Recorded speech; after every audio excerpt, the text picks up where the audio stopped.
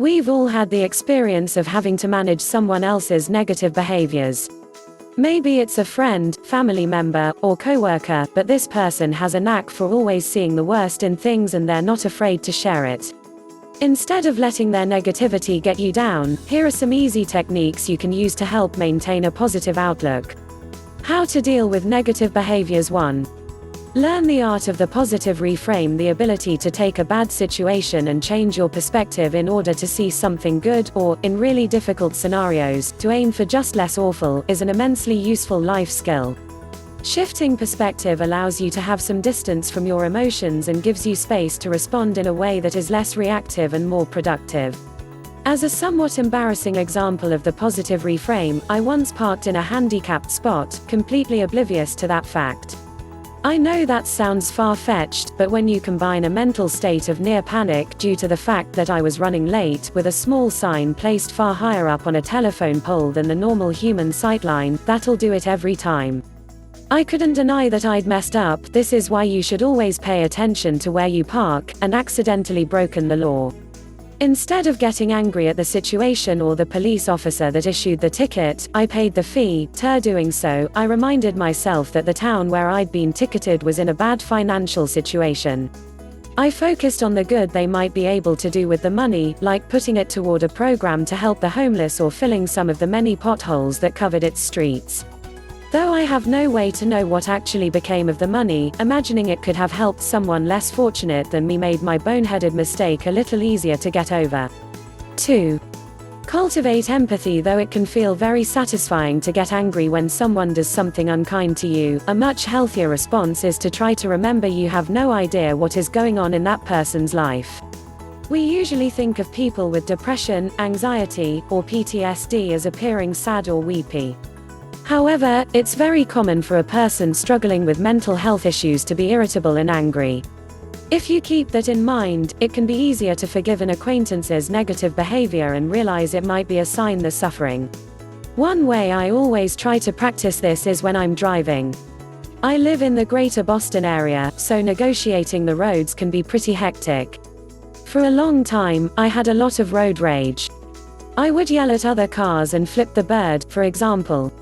I eventually realized it was only serving to make me feel more stressed out and overwhelmed, so I began trying to imagine what might be going on with the other drivers. Now I imagine the guy tailgating me just got laid off. Or the woman who cuts me off on the highway is on her way to visit a sick loved one in the hospital. Reminding myself that the other drivers are people with complex emotional lives takes the focus away from my frustration and allows me to maintain a clear head when I'm in the car. 3. Don't take it personally. It can be hard not to take things personally in the moment, especially when you're feeling upset or angry. However, it's important to remember, if someone is being negative around you or towards you, even if they insult you directly, ultimately it has very little to do with you.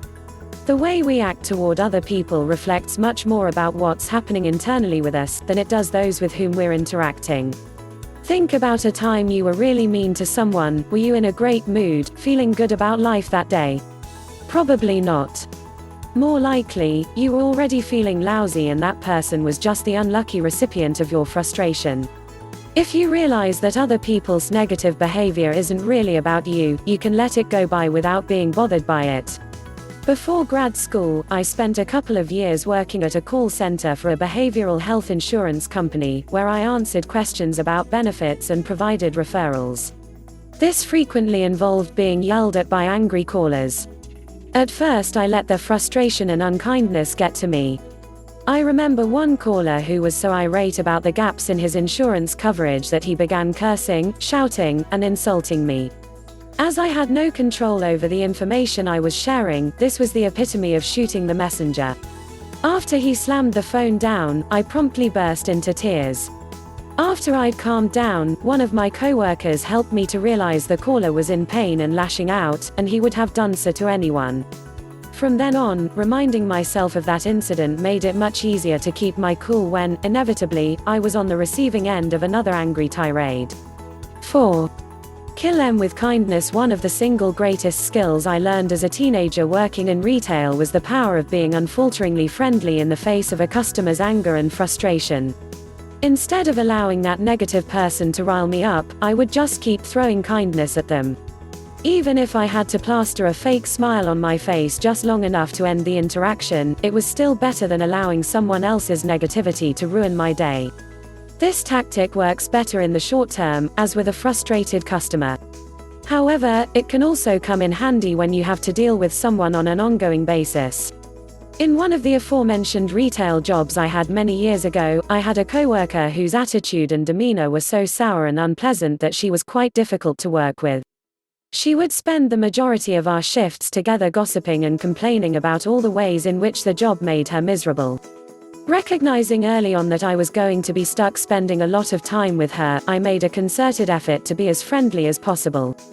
While my kindness didn't change my coworker's nasty disposition, it ultimately made it easier for us to get along and at least be cordial to one another. 5.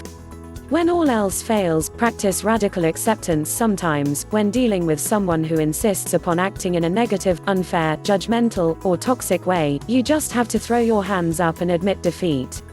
Ultimately, you can't do anything to change that person.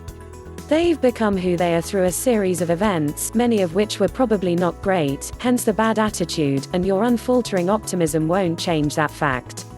Recognizing that you have no control over the behavior of another human being can be really liberating. However, it's essential that you maintain strong boundaries to ensure that your well-being isn't negatively impacted by their behavior. Instead of hanging out with a difficult coworker during your lunch break, maybe you make a plan to take yourself out instead. You don't have to completely ignore your colleague at work or pretend to be their best friend.